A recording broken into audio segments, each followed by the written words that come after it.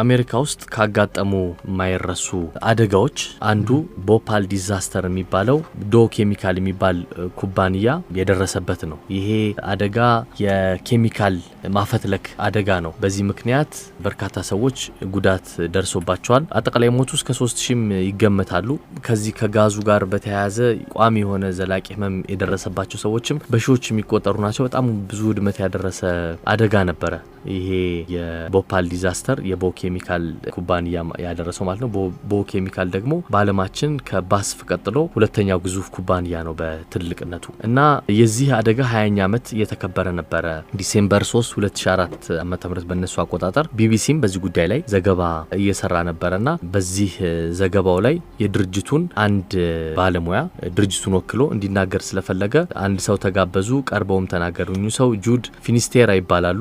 ቴሌቪዥኑ ላይ ታዩ እና የተናገሩት ነገር ባለፉት 20 ዓመታት ብዙም ያልተሰማ ነገር ነው እና ቦ ኬሚካል ኩባንያ ለተፈጠረው ነገር ሙሉ በሙሉ ኃላፊነቱን ይወስዳል አሉ። ለዚህም ደግሞ ለተጎጂዎች $12 ቢሊዮን ካሳ ለመስጠትም ተስማምቷል እንሰጣለን ብለው ተናገሩ። ይሄ በጣም ያልተጠበቀ ዜና ነበር። የዶ ኬሚካል ኩባንያ በዚህ የተነሳ በሰዓታት ውስጥ በተለያዩ የስቶክ ገበያዎች የነበረው ዋጋ ወረደ፣ አሽቆለቆለ እና ይሄ ብዙ ችግር ያደረሰ ነበር። ወዲያው ነበረ ከዶ ኩባንያ ለቢቢሲ የተደወለው። ምንድነው እየተደረገ ያለው? ማን ነው ሰውየው አሉ። እኛ ማናቀው ሰውዬ መጥቶ እንዴት ነው ቴሌቪዥኑ ላይ እንደዚህ የሚናገረው አሉ እና ቢቢሲዎችም እንደተሸወዱ የገባቸው ያኔ ነው። ማን ነው ይሄ ሰውዬ? እንዴት መጣዛ ቴሌቪዥን ጣቢያ ላይ ለዛም ቢቢሲን የሚያክል ቴሌቪዥን ጣቢያ ላይ ይሄንን ከባድ ጉዳይ ይዞ እንዴት ሊቀርብ ቻለ? አንዱ አነጋጋሪ ነገር ነበረ። ምክንያቱ እና አጋጣሚው ምን ነበረ? የስሜን የሚባል ቡድን አለ። ይሄ ቡድን የተለያዩ እንደዚህ አይነት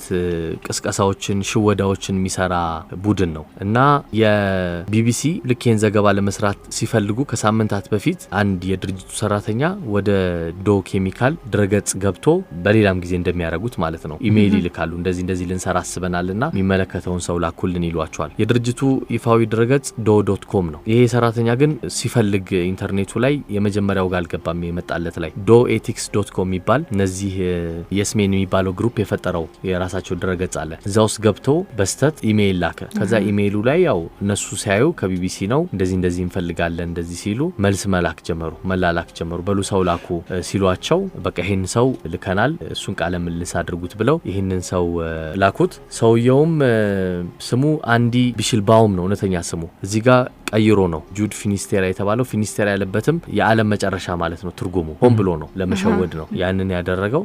ተሳካለትም ደግሞ ወጥቶም ተናገረ። ከዛ ቢቢሲ ይቅርታ መጠየቅ ነበረበት። ያው ውሸት ነው እዛ ላይ የተደረገው ብሎ ማለት ነው።